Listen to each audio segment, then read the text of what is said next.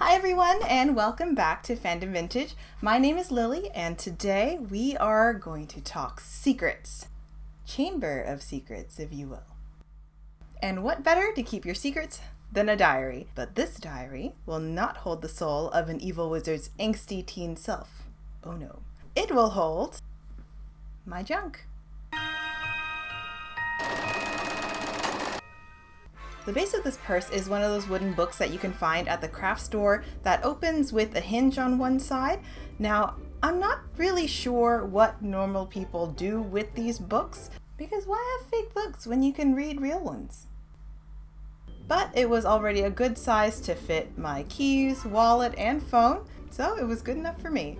Now, before I did anything with the book itself, I knew I wanted it to have a basilisk fang closure. So I looked up a few reference pictures and decided I was going to use a translucent polymer clay for the main part of the fang, as well as some black, peach, and white polymer clay to make up the rest.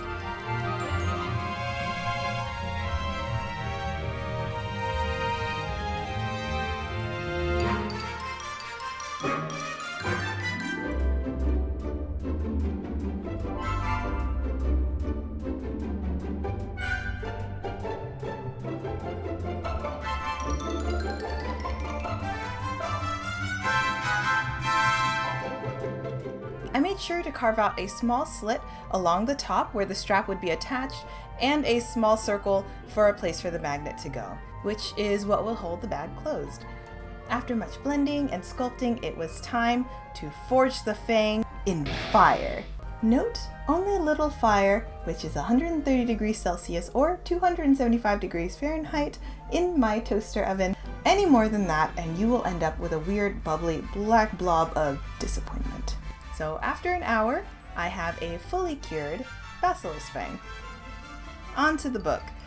I measured the dimensions of the interior of the box and cut out panels with lightweight chipboard, which is essentially what they use for cereal boxes. So if you don't want to buy chipboard, using something like old leftover boxes would be perfectly fine here. I decided I wanted to make the interior of the bag a dark green, because Slytherin, am I right? So I am using this forest green kind of micro suede fabric. I cut out enough fabric to cover each of the chipboard panels, as well as one larger piece of fabric that I attached elastic to in order to make an interior pocket in the purse. And also 2 triangular pieces hemmed at the top that will keep the purse from swinging out all the way open.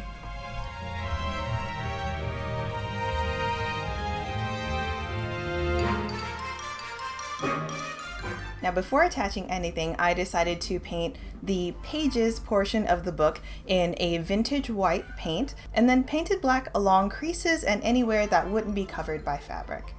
After carving out a place for the magnet on the top cover of the book and super gluing it in place, it was time to cover the book.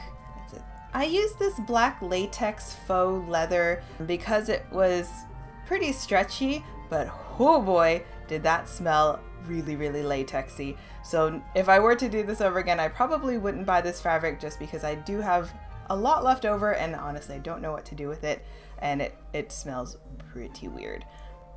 I used a spray glue on the larger surfaces and then hot glue along the edges, although I think spray glue would have given a nicer finish all the way around. So if I were to do this over again, I probably would try to block out the pages and do the edges just in spray glue as well, just to give it a really nice clean finish. For the interior, I attempted to hot glue the flaps to the side, but that did not hold up well. So I improvised with my good old red swingline stapler. Oh, there it is. What? Office Space fans, anyone?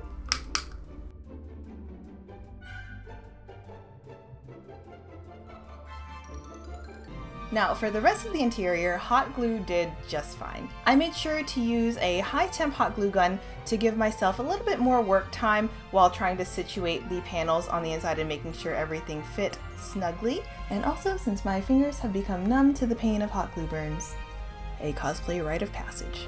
So all that's left are the exterior embellishments at this point. I glued some gold book corner covers using pliers to open them up just a little bit before gluing them on, since this book is much thicker than a traditional book cover, and instead of purse feet, also because the wood is pretty thick for the prongs of purse feet to go through, I had these leftover studs that I just pressed into place into the corners of the spine.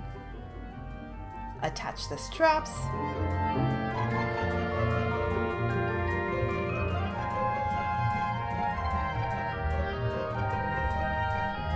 Added some rings.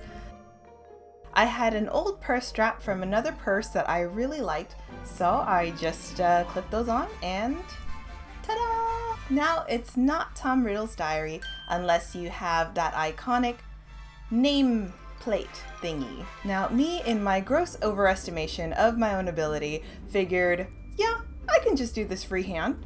It's fine. But failed attempt after failed attempt after failed attempt, I figured, screw this. So to the computer, I modeled a simple nameplate, reversed it, and 3D printed that mess. Used it to stamp the glue and attach the gold leaf. It's still not perfect, but it'll do. Glued that bad boy on, and finally done.